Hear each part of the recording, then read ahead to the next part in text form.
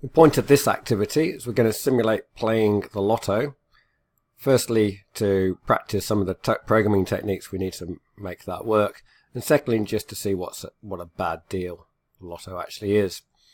We need to understand how Lotto works first. What happens is once a week, the Lottery Commission, they pick 6 numbers from 1 to 40, and you pick your own 6 numbers.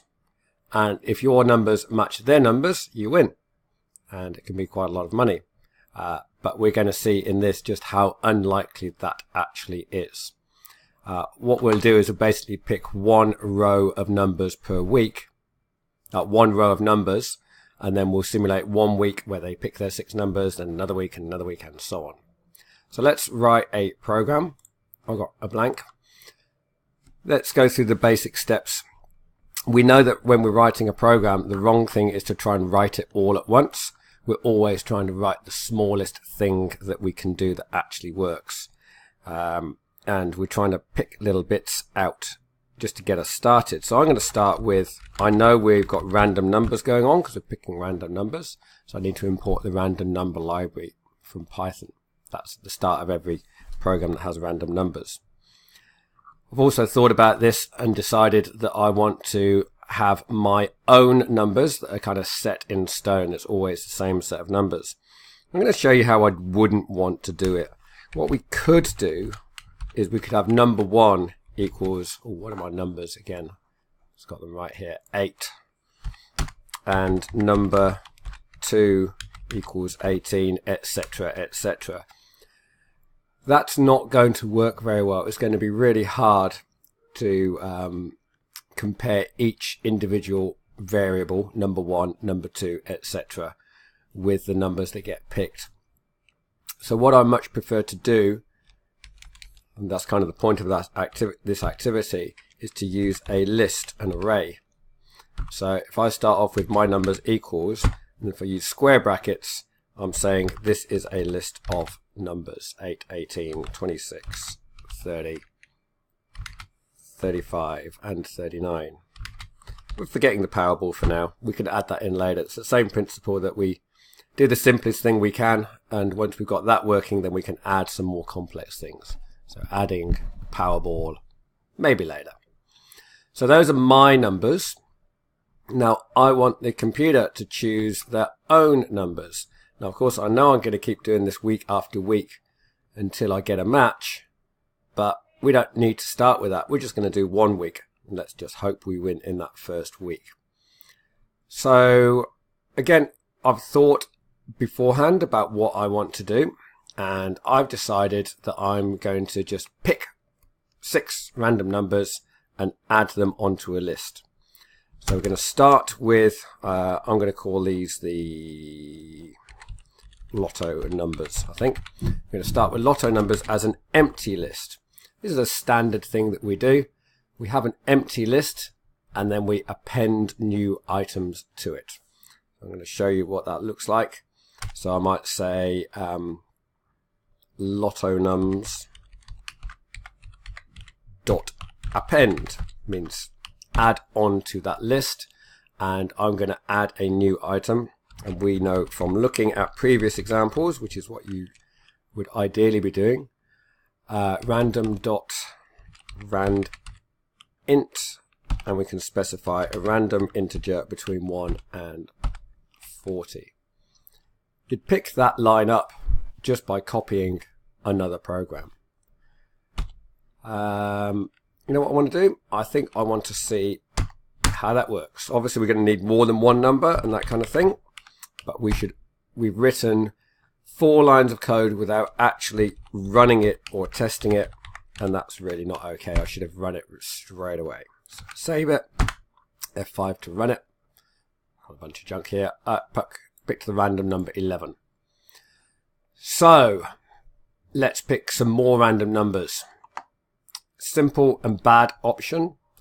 Control C, Control V. 6 random numbers. I say it's a bad option, but let's be honest, it actually works. If I run it, we've got 6 random numbers, which is a decent result.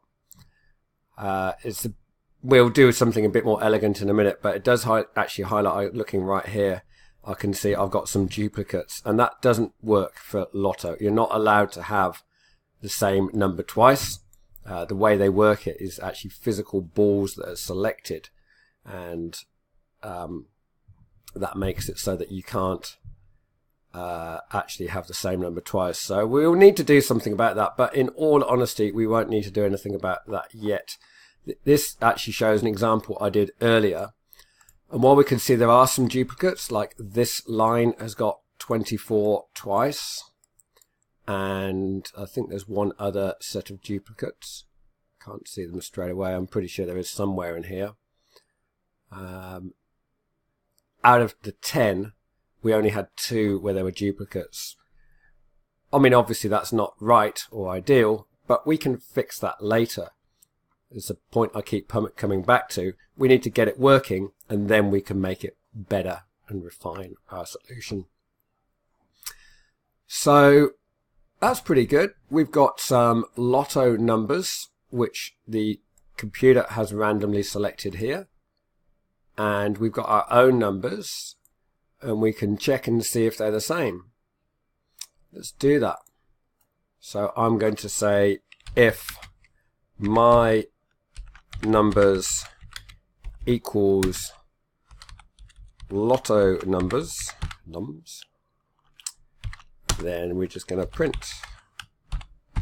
you won the Lotto. Well done, you. If you didn't match them up, you didn't win.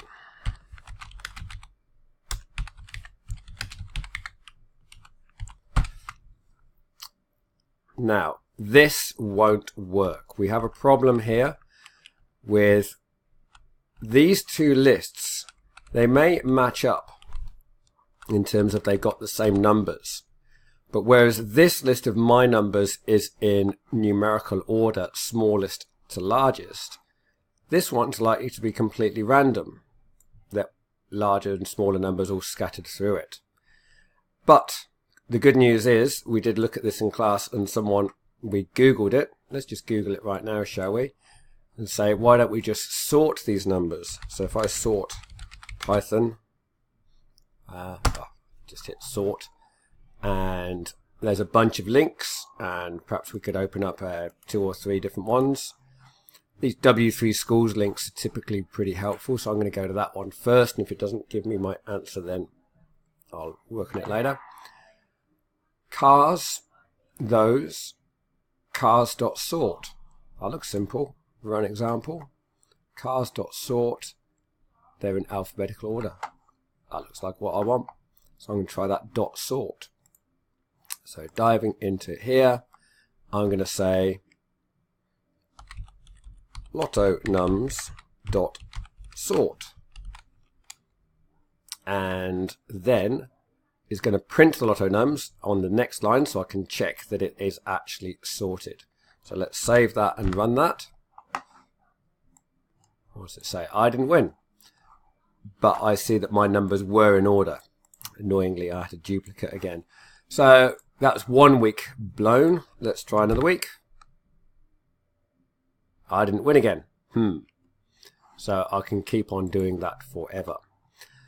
I don't want to have to hit like F5 to run it every single time. That's going to be really slow. So we're going to have to add a loop in. Before we do that, and as a help to that, let's just think about loops here. I've already said that this is a bit clumsy, doing the same thing 6 times in a row like that. I would rather we had 1 line of code and we ran that 1 line 6 times. That's just better programming. So I'm going to do that. I'm going to delete those 5 and I'm going to put a for loop. So I'm going to say for I in, actually I'm going to use a variable that means something, for counter in range 6. And we know that means do it 6 times. And I'll have to decide what's inside the loop. And the only thing I need to be inside the loop is 1 line. So that's the 1 line that I tab in. We made quite a change there, so we need to run it. I got another duplicate, didn't I? Definitely going to have to fix that somewhere down the line. I didn't win, and so on. But this idea of for counter in range 6 runs this 6 times, well, I guess I could use that similar idea for making it run all of this like 1,000 times and seeing if I win then. And that'll be the next thing that we look at.